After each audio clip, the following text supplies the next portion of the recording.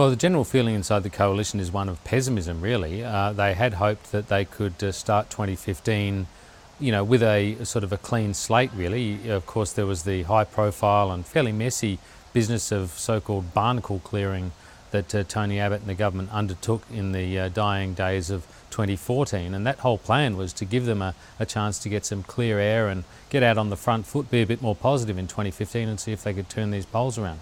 Now, we haven't seen any polls yet, not any significant ones anyway, but the signs are not good. There have been plenty of sort of missteps. We've seen backflips on backflips, walking away from things that hadn't been explained very well already. And so the backbench is very nervous. They think that the political strategy is looking messy.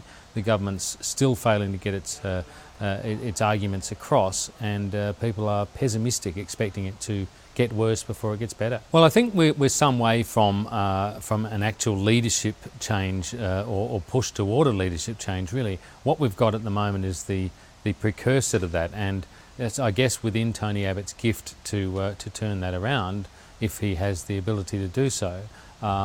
But these leadership changes, if they do sort of precipitate, they don't come from nowhere. They come from dissatisfaction. And what we've got at the moment is a lot of dissatisfaction. A lot of MPs talking to each other, wondering why it is that the government can't seem to get its act together and argue a consistent message and be cogent about it. Now, in terms of the possibilities, which is jumping forward a stage or two, but in terms of the possibilities, the alternatives to Tony Abbott, there's of course Julie Bishop, the current Deputy Liberal leader, Foreign Minister. She's seen as a very good performer. She's been a very polished minister and Foreign Affairs Minister, so she's definitely one whose star has risen. There's of course always the former leader, Malcolm Turnbull, widely regarded as the best communicator in the Parliament and a highly substantial figure, but controversial nonetheless, not a favourite of the right of the party. And then there's a couple of others. Joe Hockey's name he's been a contender for the leadership before. When Tony Abbott won, Joe Hockey was in the race against a three-way race with Turnbull, and a dark horse on the outside is Scott Morrison, former Immigration Minister, now the Welfare Minister, and his name gets mentioned a bit too. The interesting development, I think, is just the depth of feeling about the government's malaise and the extent to which people, even on the Conservative side of the party and the right, are talking about Malcolm Turnbull. Now, it's not universal. I'd want to add that up front, but there are influential figures on the right of the party saying that they would cop Malcolm Turnbull. Now, not so many months ago, that was just inconceivable. Malcolm Turnbull's been seen as poison within the Conservative branch of the Liberal Party. But I've had people saying to me things like, this is beyond left-right divides and so forth. It's about who could actually win the case, win the argument.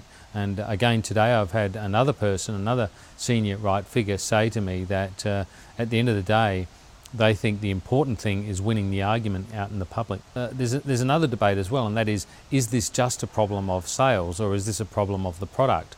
Is Tony Abbott, for example, the right man to be trying to sell the government message, the coalition message, or is someone else better equipped to do it? Is it the case, as many Liberals worry, that it doesn't really matter how good the policies are, voters have taken a set against Tony Abbott and they're not listening to him? Now, this was a criticism that was made of Julia Gillard, for example, and it ended up cutting a lot of ice with her colleagues. They all came to that view, or many of them came to that view. So this is why it's a dangerous situation for Tony Abbott. Can he turn it around? I think at this stage it's possible that he can. I mean, he has the advantage of incumbency. He's there, no one else is. But he does need to change, it seems, if you go by the sentiment expressed by many of his colleagues. He does need to change the way he does things. His office needs to change. There's a lot of dissatisfaction with his chief of staff and the highly sort of central role that she plays in government decision making. So Abbott has within his power the ability to change some of these things, and if the government can get a bit of luck going its way, then maybe things can turn around. We're not at the situation yet where all is lost, but people are also saying don't ignore the warning signs.